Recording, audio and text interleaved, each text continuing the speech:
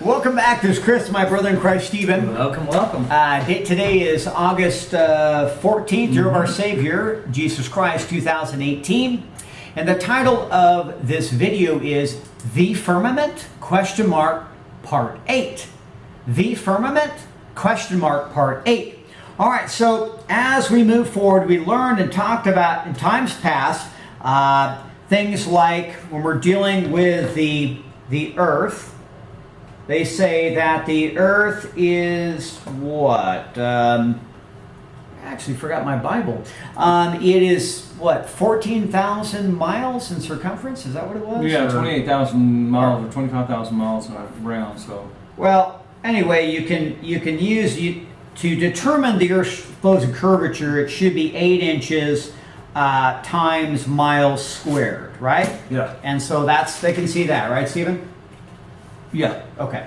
So, for example, if it's 8 inches times mile m squared, that would be 1. So 8 inches times 1 would be 8 inches per the first mile. And then after that, let's say we go 6 miles. Well, 8 inches times m squared, which would be 6 times 6 would be 36. 36 times 8. And I didn't even bring a calculator. Shows how we roll with this. 24. That'd be 288 inches, which is something here. All right. So 10 miles is 66.66 okay, feet. all right. So, but realize that we're dealing with God's plan, that the horizon is where we get the word horizontal. And horizontal means plane or level. Remember that water seeks its own level. Okay?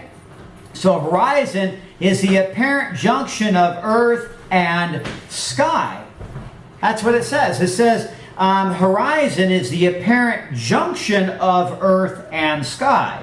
What does that mean? It means heaven and earth. Genesis 1:1, there's only heaven and earth. So we see the horizon, the horizontal, is when we have heaven and earth coming together. No matter how high you're in an airplane, plane being level, you go up, the horizon will always rise to meet your eye, your perspective. All right? That's the junction of earth and sky or heaven. It's also called the apparent horizon or visible horizon, and it's the visible horizon. 1B is the plane or level tangent to the Earth's surface, right? Surface is referring to your face. It's a surface. So you look at the surface of an object, that is the level or plane, or even the word even is referring to level or plane. Horizon, flat. On the inches squared, how many inches did you say it was? I said, what did I say, 6? 6, so it'd be 6 times 6. Right? Which would be 36 times 8. Yep, which times 8. Which is 288 inches. Right, divided by 12 inches in a foot. Yes. That's 24 feet. So it should be 24 feet below the... visible. Yeah, the horizon should be below, but as the... That's 6 miles. We have the, the Bedford level experiment, Old Bedford River in Cambridgeshire, England, performed by Samuel Burley Robotham in 1816 to 1884, right?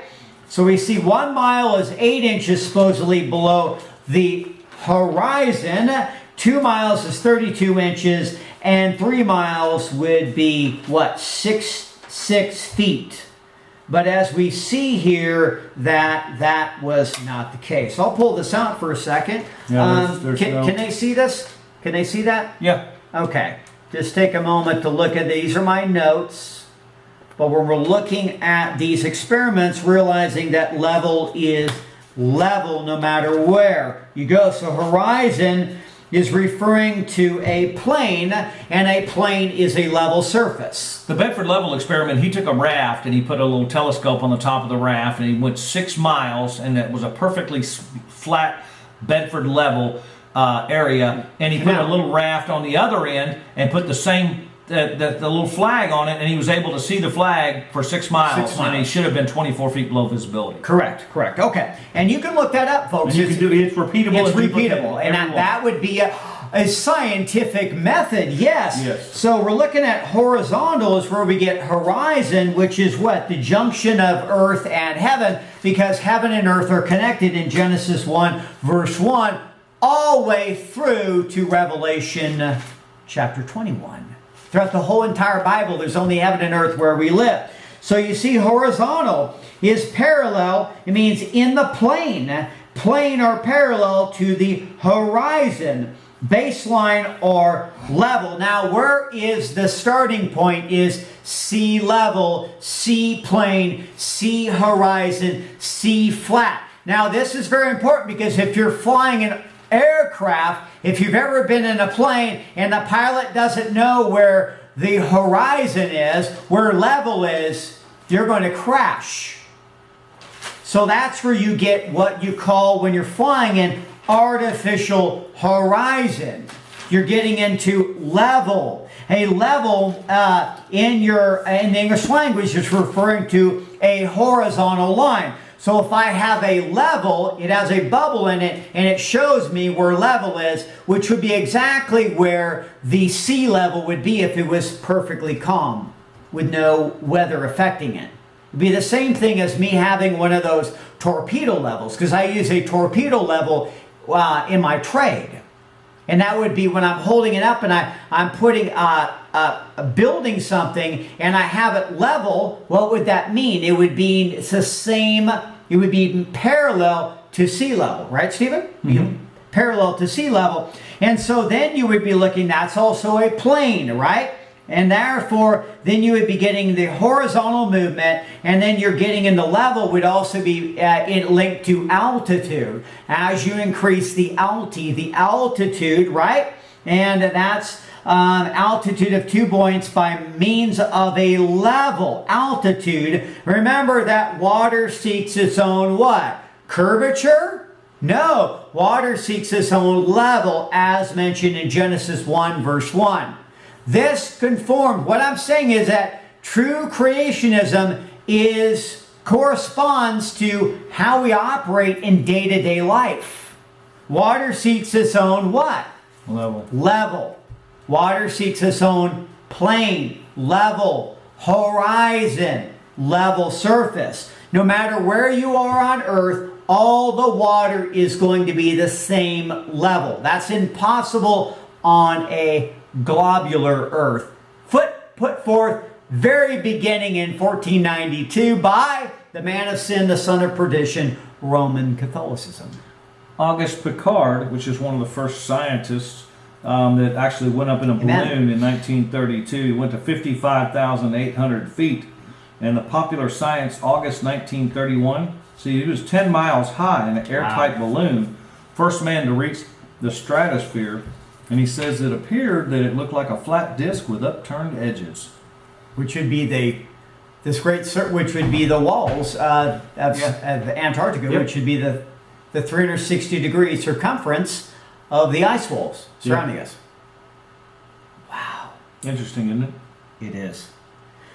So under level, we also have altitude, folks. Now, an altitude is under level. 4a says an approximately horizontal line or surface. Why is it called surface? Because remember, upon the face of the water in Genesis 1, verse 2, that's where you get the word surface, which means plane, right? Level. So you have the horizontal line or surface taken as an index of altitude. So by level or sea level, we can measure what? Altitude, how high we're going in an aircraft. Notice I didn't say spacecraft. I said aircraft. Remember that Satan is the prince of the power of the air, not outer space. Okay, so then we have what? Scale or rank. So level is also referring to what? A scale or a weight or measurement, right? And remember that God hates diverse, Proverbs 20 verse 10, diverse weights and diverse measures. He wants it to be horizontal, even, level, plain, true. Then you have Plumb. Under level, you have a line or surface that cuts perpendicular all plumb lines that it meets, and hence would everywhere coincide with a surface of still water. So now you have level, right? And then you have plumb, which is perpendicular. That would be vertical lines. Now vertical is vertical no matter where you are on the plane.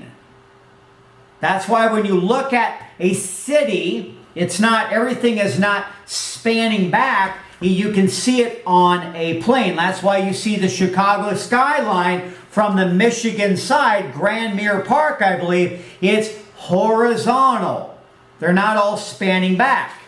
And if we're on a globe, you'd only be able to see the top part of the Sears Tower. It's called by a different name. You would not be able to see the bottom part. It'd be impossible if you're on a globe, a spinning globe. So this is physics. We're learning about the laws of nature. We're learning about the cosmos, cosmology, and it all corresponds to biblical creationism.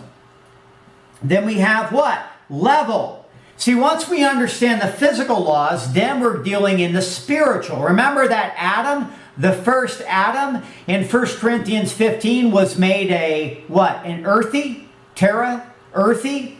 But then the second Adam was a spirit, right? Now, Stephen, if I say, hey, it's on the level, what does that mean? It's straight, it's perfect. It's honest. Yeah. It's honest. It's bona fide. So when we understand God's creation, then those terms are also used in the spiritual sense as metaphors. Now we have altitude. What does altitude mean, right? Middle English from the Latin altitude or height, depth from altus or high. Remember that God is the Most High, correct? But most people do not believe Most High because they think they're on a spinning ball. So therefore, height is all kind of wherever you are on the ball, right? Most High could be facing downward, I guess, if you're in Australia, right? Downward. And then up here, then high is this way. That's a religion, folks. Yeah. That has nothing to do with the laws of physics. Because when you're in an altitude in a plane, you take off of the plane or level surface into the air and you reach a cruising altitude, a cruising level, and that's where you stay. If you're on a spinning ball, you'd have to be continually dipping down, and I would notice it being an aircraft because I have a little bit of fear of flying. I notice when there's air pockets or turbulence. In Bolivia, there's a place called Sala de Uyuni. In Bolivia, Yes. it's 100 miles long and 84 miles wide. It's almost at 12,000 square feet, 12,000 feet elevation, and it is perfectly flat. It's flatter than a pancake. That's impossible if you're on a It's globe. impossible. Right. So we see that altitude is referring to the angular elevation. That's where you get the word elevator. Now, do you want an elevator spanning out as it gets higher, or do you want it to be plumb? You want it to be plumb, which is vertical, which is perpendicular to the horizon, right? And what you have altitude is a vertical elevation of an object above sea level. Sea level is what? Perfectly level, and then the altitude is what's perpendicular to sea level. A Boeing 777 at 4 to 5 miles up is ant size. And yet they say that we can see the International Space Station at 100 miles up. It's impossible. Impossible. And it's not a light, so you can't, how are you going to see it? And the stars make perfect circles around Polaris, the magnetic North Star at the center of the firmament. Complete circles. That's impossible if you're on a heliocentric. If you're spinning through space, it is. It is. All right, so altitude, perpendicular. What's perpendicular mean? It means plumb line, to hang. Isn't that what we find in Job 26:7? Job 26:7. I'm going to find that. But we have Job 26:7 talking about plumb, right? Plumb line, to hang. All right, he stretcheth out the north over the empty space, the north, that's the North Pole, folks, and hangeth the earth upon nothing. If you hang something on nothing, what does that mean? If I hang something, what is it going to do? Is it going to be gyrating because we're spinning because of the law of centrifugal force? No. It's going to hang what? Perpendicular to sea level, or the horizon, or horizontal. That's physics, folks. According to Dr. Lawrence Cohen, which was an ex-Mossad agent at the U.S. Intelligence Agency, said the Earth is not spinning on a globe at 1,039 miles per hour, nor is the Earth 4.9 billion years old. Absurdities that you were taught and which stem from the Masonic Royal Society in London. Amen. How come when people get lost, we can't use satellites to find them? Because they don't exist. Satellites are a myth. 99% of international data are transmitted through submarine cables. For other means, we use high-altitude balloons, planes, drones, towers, and antennas. And ground-based GPS. Charles Darwin himself said in 1872, to suppose that the eye could have been formed by natural selection seems, I freely confess, absurd in the highest possible degree. Yeah.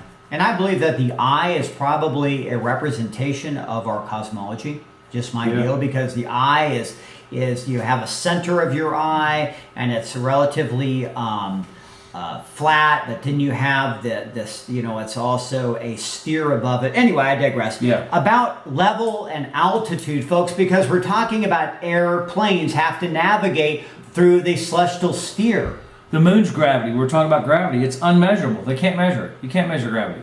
I mean, the moon's gravity is 1/6 of what ours is. How could it possibly affect anything on? Yeah, how could it be? How? And why wouldn't those just be sucked in eventually? Why wouldn't the moon just be sucked into the earth and it just boom and explode and kill everything? Right. So altitude is what? From the base of a geometric figure to the vertex. Now, what does vertex mean? Vertex is where you get the word vertical. You remember you have perpendicular, you have horizontal, and then you have, not perpendicular, but you got horizontal, and then you have vertical, right? And so vertical is perpendicular to the plane or of the horizon, or to the primary axis, or to the side parallel to the base airplane altimeter. So now altitude is very important. So if we don't understand horizontal or level and vertical, we would not be able to fly through air. We would not be able to navigate through the aero or air or air force. All of these terms have meaning. All right, so that's very important. So altitude is also a synonym of altitude is height. Right. So more about the Earth's circumference, they say what it is, but it's a bunch of bunk. So let's talk about truth. Without the globe model, the Big Bang model wouldn't be considered. Without the Big Bang model, the theory of evolution wouldn't be considered. Without the theory of evolution, extraterrestrial seeding mankind wouldn't be, without all that we even considered. Without all the lies, people start thinking about the Creator. Who are we? Where did we come from? The roots of modern apostasy lay in scientific atheism, dialectical materialism, rationalism, illuminism, Laodiceism, and Freemasonry, which is the mother of them all. And that comes from Pope Pius VII. Wow. Nothing in nature is by chance. No. Something appears to be by chance only because of our lack of knowledge. God created heaven and earth. Absolutely. So another meaning, now we have level, folks. Level means weight or balance. Remember we learned about gravity means weight, balance, even, level. A device for establishing a horizontal line or a plane. Have you ever used a level for building things? Mm-hmm. For making things? Your house? Hopefully your house is level and plumb and square and true.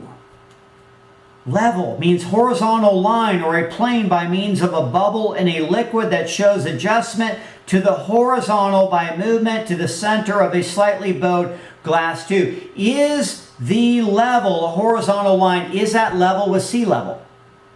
Yes. Is it parallel to sea level? Right, parallel, yeah. That's what I meant to say.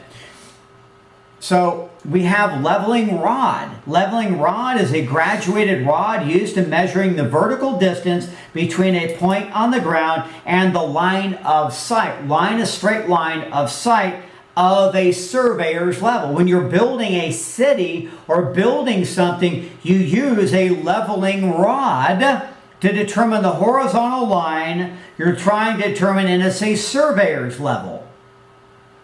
Then you have line of sight. What's line of sight? A line from the observer's eye to a distant point toward which he is looking. Line of vision, right? The straight path. An altimeter in a plane keeps the plane level. It's called an altimeter. Yes. Altitude meter. This is all about the X and Y axis, the horizontal and the vertical. Without that, if you think you're on a spinning globe, if you couldn't determine, if you're telling me you're on a globe where you can't determine what's horizontal, you would crash. You wouldn't be able to build stuff. Things would be unstable. So we have line of vision, a straight line. A straight line joining the fovea of the eye with the fixation point. Do you know sundials and moon dials? And there's some sundials that are thousands of years old that were made back in India. They still work perfectly. Thousands of years ago. How would that work? Be possible on a ball? If we're spinning through, hurling through infinite outer space. And they still work perfectly today. Because the constellations, the sun, the moon, and the stars are still fixed. They're going in an orbit above us. The Fibonacci sequence is everywhere in nature. Shells, fruit.